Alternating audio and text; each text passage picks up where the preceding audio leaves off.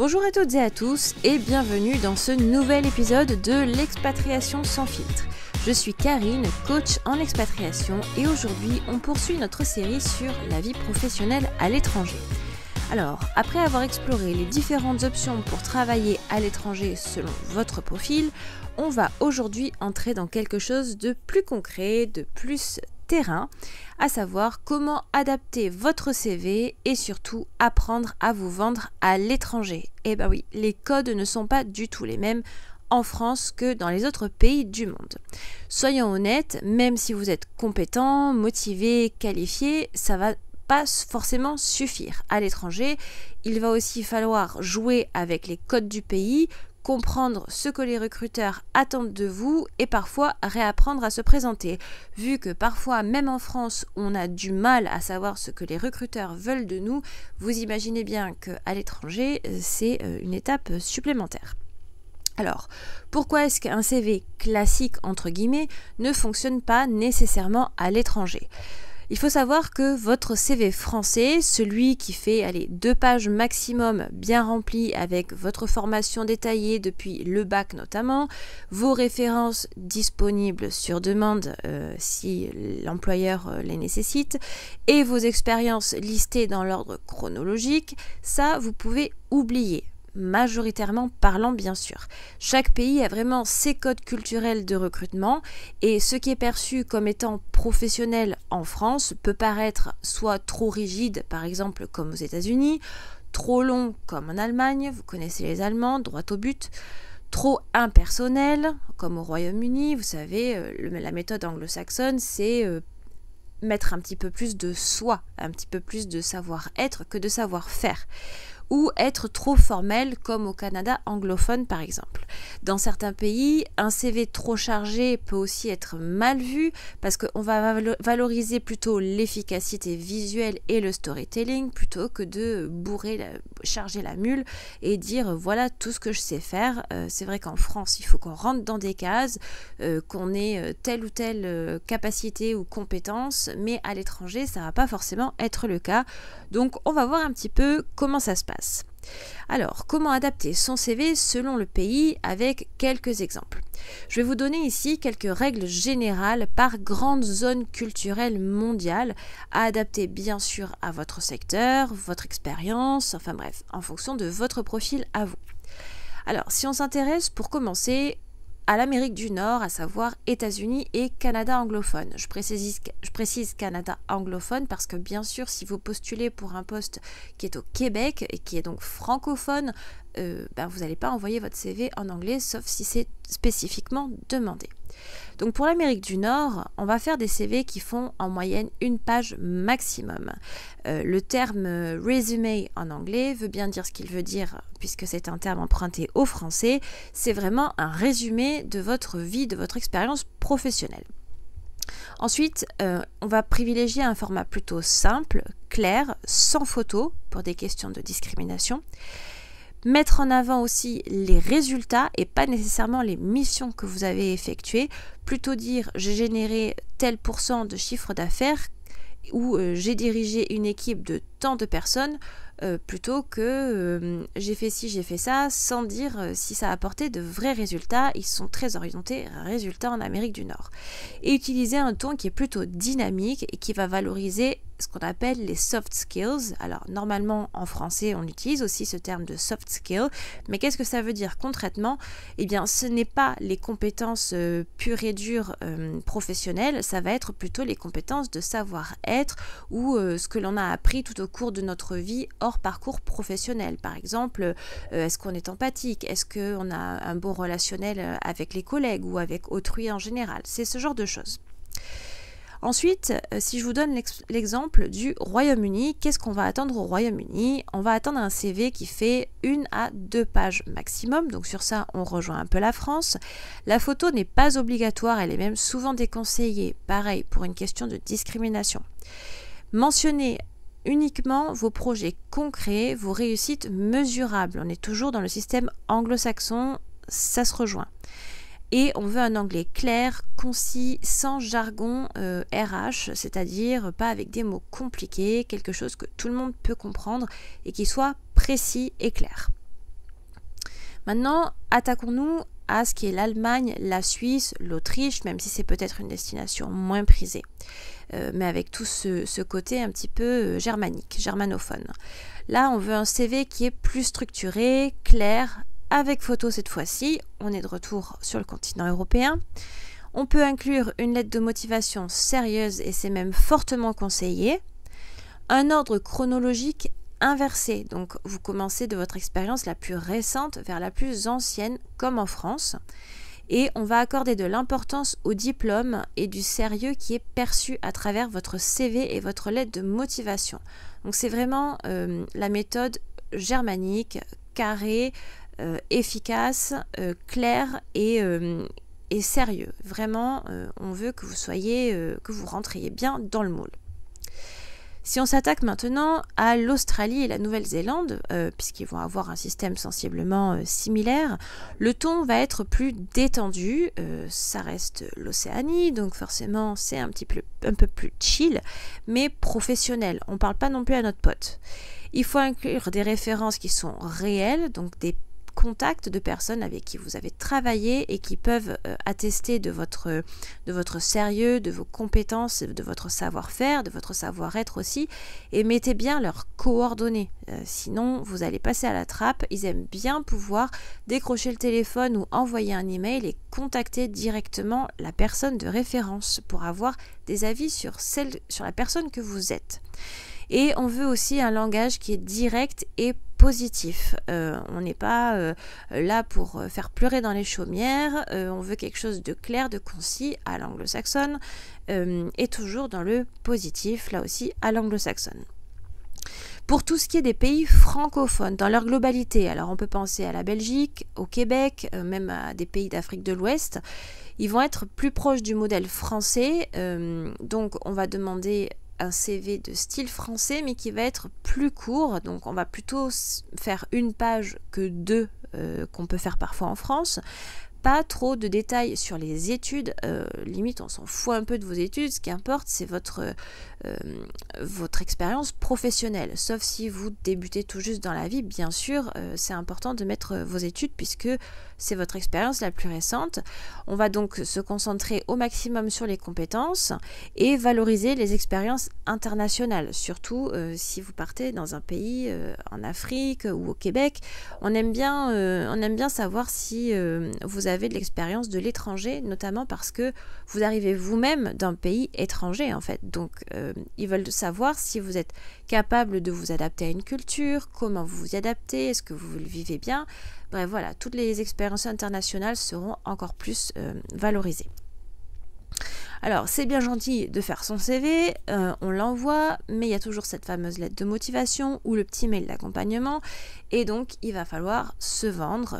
C'est quelque chose que peu de gens aiment faire, c'est pas forcément évident de vendre quelque chose, et c'est encore plus compliqué de se vendre soi-même sans paraître arrogant ou sans faire style qu'on coche toutes les cases du poste qui est publié ou auquel on veut candidater.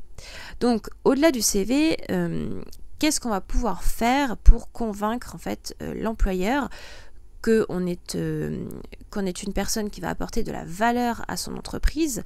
Eh bien, alors certes le CV est important, mais ce n'est vraiment que le début en fait. Ça va être la fenêtre sur la personne que vous êtes, ça va être vraiment la porte d'entrée, disons, sur votre personnalité et sur vos compétences. Ce qui va vraiment faire la différence quand on parle de postuler à l'étranger, ça va être plusieurs éléments. Tout d'abord, le pitch personnel, c'est-à-dire apprendre à vous présenter. L'idéal, c'est de savoir se présenter en l'espace de 30 secondes, et croyez-moi, 30 secondes, ça passe extrêmement vite. Il faut que vous sachiez dire qui vous êtes, ce que vous faites et ce que vous cherchez en termes de poste professionnel en l'espace de 30 secondes. Donc, pas de grand blabla, allez droit à l'essentiel. C'est très utile en entretien, on ne veut pas passer 3 quarts d'heure sur votre petite personne, même si on adore parler de nous, je le sais bien. Ça va être utile aussi dans les réseaux, quand vous faites du réseautage, personne n'a envie d'entendre parler de vous pendant une demi-heure. Sur LinkedIn aussi, enfin bref, partout où les gens n'en ont rien à faire de vous, ne vous connaissent pas et veulent juste avoir un portrait général en très peu de temps. Parce que vous non plus, vous n'avez pas envie d'écouter les gens pendant une demi-heure parler de leur vie et de leur petite personne. Ensuite, on va avoir ce qu'on appelle le personal branding, c'est-à-dire votre image de marque. Alors, ça fait très marketeux, très commercial, mais en fait, ce qu'on veut voir, c'est votre personnalité professionnelle, ni plus ni moins. Donc, vos valeurs, votre style de travail, vos compétences, qui vous êtes en fait au travail.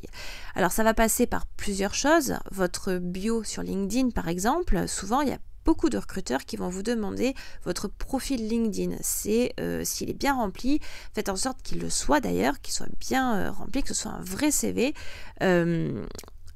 Ils vont pouvoir avoir accès à tout un tas d'informations qui ne sont pas forcément dans votre CV, dans votre lettre de motivation, voir avec quelle personne vous êtes connecté sur LinkedIn, à quoi vous vous intéressez, enfin vraiment avoir un plus grand aperçu sans que vous ayez besoin de leur déballer tout votre pitch.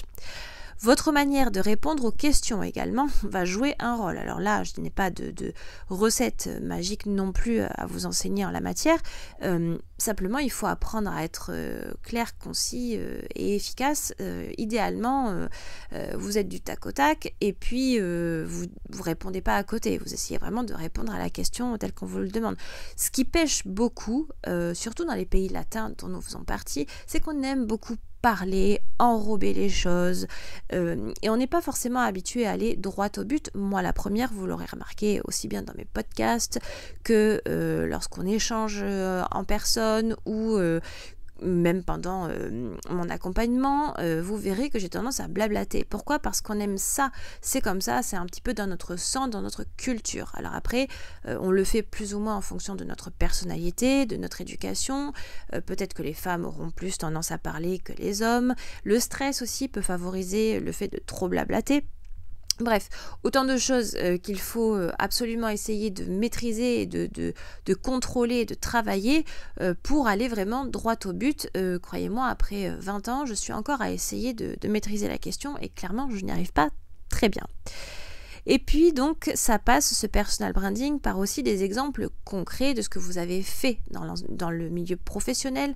À nouveau, ce qui peut être quantifiable, ce qui peut être vérifiable, les projets, les réussites, potentiellement des échecs dont vous avez retiré des leçons et qui vous ont permis de mieux faire par la suite. Ça peut être des choses, les recruteurs adorent quand vous leur expliquez que vous vous êtes planté à un moment donné et que vous avez su rebondir et comment vous avez rebondi et quels ont été les résultats positifs suite à ce rebond et ça vraiment ils adorent. Moi je passe ma vie à répondre à ce genre de questions qui me fatiguent profondément, mais voilà, les échecs c'est pas forcément catastrophique et négatif, au contraire on apprend énormément. Et enfin, ce qui va faire la différence donc dans votre façon de vous vendre à un employeur étranger, ça va être également la visibilité. Si vous avez un bon CV, ça va servir à rien si personne ne le voit.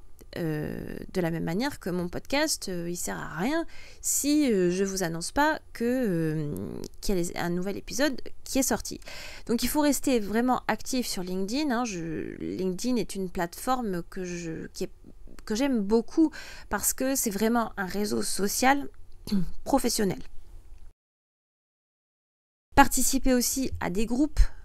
Postulez intelligemment, ne postulez pas à toutes les offres d'emploi que vous allez voir si elles ne sont pas dans votre secteur, et surtout essayez de faire du réseautage, de vous connecter aux gens, d'aller leur parler, voir si ils n'ont pas quelque chose, s'ils connaissent pas quelqu'un, une entreprise qui aurait besoin de quelqu'un comme vous. N'hésitez pas à faire de même pour les autres. Vous savez, un prêté pour un rendu, ça mange pas de pain. Donc voilà, faites en sorte de vous faire connaître tout simplement puisque vous n'êtes encore pas connu, vous n'êtes personne dans votre pays d'expatriation. Maintenant, en ce qui concerne la recherche de travail et puis la constitution du CV, la façon de se vendre, personne n'est parfait, on n'a pas toujours toutes les cartes en main et on ne sait pas toujours comment bien faire. Voici donc quelques erreurs que je vois bien trop souvent et que je veux vous partager pour que vous essayiez de les éviter. Tout d'abord, traduire son CV en anglais en faisant du mot à mot. La langue, je suis assez bien placée pour vous en parler, ce n'est pas quelque chose qui se fait du mot à mot. Chaque langue a ses spécificités et faire du mot à mot, à la limite, vaut mieux laisser le CV dans votre langue d'origine, dans sa langue d'origine, parce que ça va vraiment faire très très moche, ça va donner l'impression que vous ne faites aucun effort, que vous ne maîtrisez donc pas du tout la langue dans laquelle vous avez traduit votre CV, ou que vous avez fait ça avec les pieds, que vous n'avez pas fait appel à quelqu'un de compétent. Enfin bref, ça va vraiment vous donner une mauvaise image, que ce soit en anglais ou dans une autre langue. Évitez de traduire en faisant du mot à mot, ce n'est pas du tout constructif ou pertinent et ça ne vous rendra pas service. Une autre erreur que je vois, c'est de ne pas adapter la structure de votre CV au pays ciblé. J'en parle pas mal dans mon accompagnement, il y a toute une section sur les modèles de CV en fonction des pays ou des zones géographiques. Bien sûr, je ne peux pas vous faire le détail de ce que veut chaque pays dans le monde, d'autant que beaucoup de pays dans le monde ne sont pas intéressants pour s'expatrier.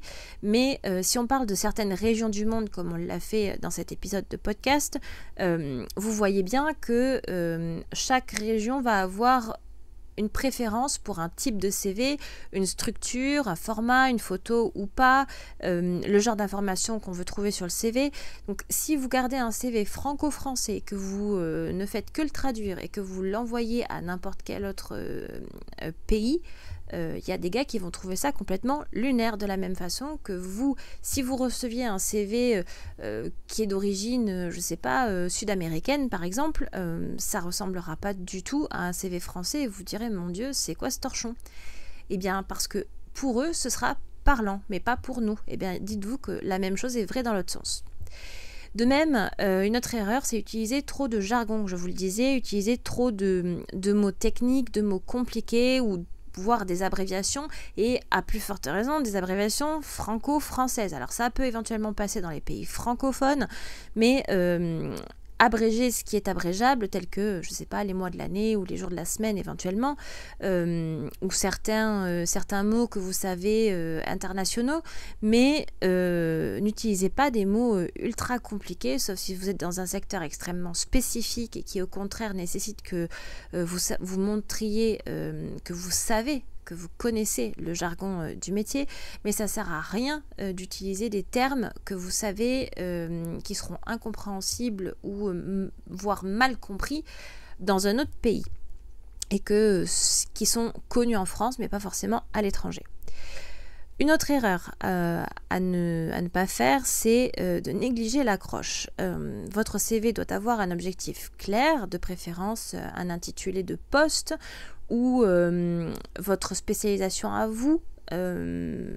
Bref, ça doit dire ce que vous voulez, ce que vous cherchez, et que le recruteur n'ait pas besoin de lire tout le CV pour comprendre vos compétences. C'est pas un chasseur de tête, il n'est pas là pour, ni une agence d'intérim, il n'est pas là pour analyser votre CV et voir si vous allez correspondre à peut-être un poste qu'il a.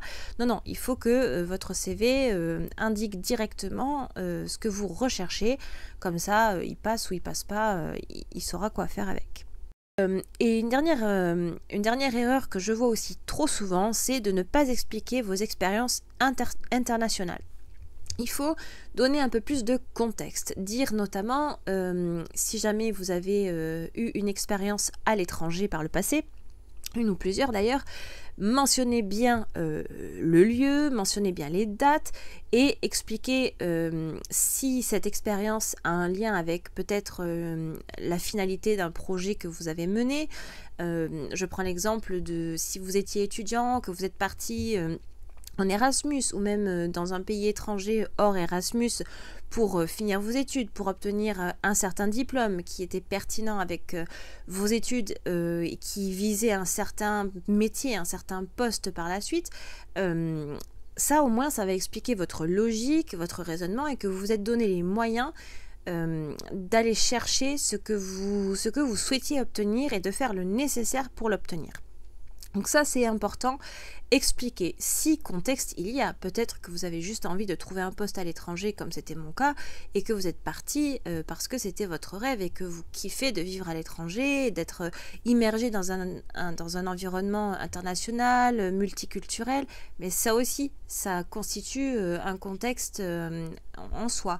Donc ça vaut la peine d'expliquer un petit peu, de développer un tout petit peu le pourquoi vous êtes parti à l'étranger. Après tout, tout le monde ne rêve pas de partir à l'étranger et tout le monde ne s'en donne pas les moyens non plus. Donc lui, le recruteur étranger, il ne sait pas forcément ce que veut dire par exemple le terme BTS. Vous voyez, typiquement, c'est une abréviation qui est franco-française. Donc il faut trouver l'équivalent dans la langue cible et puis dans le pays cible. Un bac, ça ne parle à personne d'autre qu'à un français ou quelqu'un de francophone.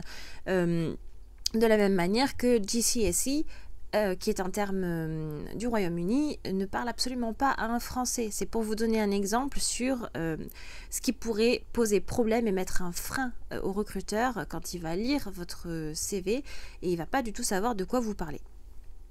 Donc n'hésitez pas à expliquer ou à trouver les équivalents dans la langue ou dans le pays cible d'un bac par exemple. Vous pouvez dire diplôme de fin d'études que vous traduisez éventuellement dans la langue cible. Voilà, c'est un exemple parmi tant d'autres, mais pensez bien à adapter au pays cible. Et enfin, on va voir comment reprendre le contrôle de son profil professionnel. Parce que avant de postuler, l'idéal, c'est quand même de vous poser certaines questions, à savoir, est-ce que mon CV va parler au pays cible ? On vient d'en parler assez longuement. Est-ce que je montre ce que j'ai réellement accompli et pas seulement ce que j'ai fait ? Parce que vous avez fait, on a tous fait des choses. Est-ce qu'on en a accompli ? Est-ce qu'on a réussi ce que l'on a fait, ce que l'on a entrepris ? Ça, c'est moins sûr. Est-ce que mon pitch est clair ? Est-ce que je sais me vendre ou du moins expliquer qui je suis en un court laps de temps, et est-ce que c'est concis, est-ce que c'est efficace, et est-ce que je me rends visible, on vient d'en parler, ou est-ce que j'attends passivement une réponse. Ce que vous vendez à l'étranger, c'est pas du tout un diplôme, c'est beaucoup moins axé diplôme qu'en France. C'est vraiment une valeur ajoutée. Il faut que l'entreprise ait un intérêt à vous prendre chez elle. C'est aussi une énergie, une capacité d'adaptation, un savoir-être. On ne veut pas des gens qui vont être des fardeaux. D'ailleurs, personne n'en veut. Parfois, on est tous comme on est. On va peut-être être un fardeau sans le savoir, mais bon, l'idée c'est que vous apportiez de la positivité et de la compétence et une valeur ajoutée. Tout simplement, c'est ça que veulent les recruteurs et les entreprises. Et ça, vous pouvez le montrer dans votre manière de vous présenter. Donc, en résumé de cet épisode, pensez bien à adapter votre CV au pays cible, ça je ne vous le répéterai jamais assez. Apprenez à vous présenter rapidement, avec clarté, avec efficacité et impact. Travaillez votre présence en ligne, surtout sur LinkedIn, car LinkedIn est une référence internationale. Et bien entendu, n'attendez pas que ça tombe du ciel, positionnez-vous. C'est pas parce que vous avez mis votre CV en ligne, que vous avez un profil LinkedIn, que les recruteurs vont venir taper à votre porte. Je peux vous assurer que ça ne marche pas du tout comme ça. Donc, si le CV constitue un obstacle pour vous, surtout pour l'étranger, ce qui est tout à fait normal et entendable, n'hésitez pas à me demander de l'aide pour qu'on prépare votre candidature ensemble, qu'on vous fasse un CV adapté à votre pays cible ou à la région du monde que vous visez pour votre expatriation. Je peux vous aider à définir votre positionnement. Si vous voulez réserver un appel de diagnostic gratuit de 30 minutes, c'est avec grand plaisir. Rejoignez également mon accompagnement Easy Expat où j'aborde vraiment tous ces sujets pas à pas, CV, visibilité, le positionnement, les candidatures, etc., etc. Tous les liens sont en description de l'épisode. Merci infiniment pour votre écoute et si cet épisode vous a aidé à mieux comprendre les codes professionnels à l'étranger, partagez-le autour de vous, il y a sûrement quelqu'un dans votre entourage qui en a besoin. On se retrouve dans le prochain épisode de l'expatriation sans filtre et d'ici là, prenez soin de vous et de votre pitch.